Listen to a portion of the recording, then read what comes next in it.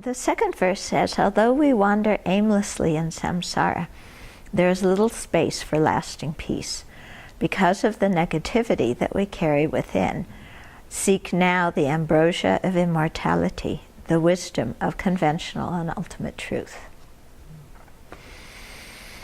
Okay, so although we wander endlessly in samsara, there's little space for lasting peace. So, what is samsara? Lots of people think samsara is the external world. You know, this is samsara, so I want to get out of this world and go to La La Land or something. Actually, samsara means taking rebirth under the influence of afflictions and polluted karma. So samsara is actually our body and mind. Yeah, this thing is samsara. Okay, this thing is a true suffering, you know? And our mind with its mental afflictions, the true cause of suffering, yeah? So we're constantly taking one body after the next, one rebirth after the next, under the influence of ignorance and karma. And most living beings are completely unaware of that being their situation. If you look around and ask people, you know, why are you alive, or how did you get here? You know, most people say, well, let's go to the movies, or let's do this or that, you know. It's like they don't even want to think about it. Or if they do think about it, it's a complete puzzle. And so, you know, stories are created, you know, I was created by some kind of other being who made me, yeah. But that kind of explanation doesn't, it has a lot of logical flaws in it. You know, like if there was a creator who made us, why did that creator do it? And why do we suffer? If a creator is all compassionate, why did they create beings who suffer? And sometimes they say in response to that, so that we could learn. But why didn't that creator, if it was all powerful, create us smarter so we didn't have to suffer and learn something to start with? And just why did the creator create, you know? Well, he was lonely, but if you're an omnipotent being, you shouldn't have problems of being lonely. You know, I mean, there's just too many logical ambiguities with that kind of explanation. And then some people say, well, it's just, you know, we're just a product of biology. There was the sperm and the egg, and they came together, and then, you know, the mind is a product of the body. But that also doesn't feel quite right, because that is based on believing that the only thing that exists, you know, if it exists, it's got to be physical in nature. It's got to be anatomical in nature. You know, and as you're feeling that your identity and who you are and your emotions are all atoms and molecules, that your feeling of being a living being is just carbon and nitrogen and hydrogen and oxygen. Those are inanimate things. They can't feel, they can't think. They're just inanimate, you know, with no consciousness.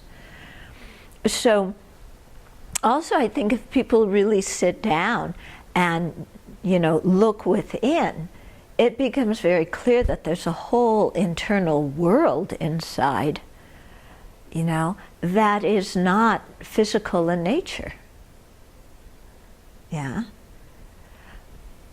I mean, when you say to somebody, I love you, or whatever, does that mean that your carbon and your nitrogen is combined in a certain way, and that creates the experience of love or the experience of anger? Does that mean that if you really want to see if somebody cares about you, you have to take a sample of their brain chemistry or, you know, whatever's in their brain or some physical material to see if they're telling you the truth. Now, if we really think about it, it doesn't feel comfortable to say our entire being is just physical nature and that somehow the mind is some kind of emergent property. I've heard many scientists say the mind is an emergent property of the brain, but I don't know what an emergent property is. What is actually meant by that? Yeah. And I think if we're just in touch with our experience as living beings, you know, there's definitely something that is not physical in nature. Okay, so from a Buddhist perspective, we say that there's the mind and the body that have different nature. The body is physical in nature, the mind isn't. And mind can include heart, consciousness, emotions, intellect, anything that's conscious awareness. When we're alive, those two things influence each other, but they actually have different natures, so that at the time of death, the body gets recycled in nature. It keeps its physical nature, and the worms have lunch and so on, you know. And our mind, it has the nature of clarity and awareness, and it goes on to another life. Okay. What life it goes on to is conditioned by the actions that we do. So all the time we're acting with our body, speech, and mind, and our actions are causes, you know, and they create the causes for what we will experience and what we will become. So it's very much a system of causality with no external creator involved at all. Just cause and effect. So there's no reward and punishment. Yeah, we aren't punished for our bad deeds and rewarded for our good ones. It's just that, you know, it's like if you plant rose seeds, you get roses, and if you plant knapweed, you get knapweed. Yeah, and so it's up to us what kind of karmic seeds we plant in our mind through the actions that we do. Yeah. So when it says, you know, although we wander aimlessly in samsara, there is little space for lasting peace.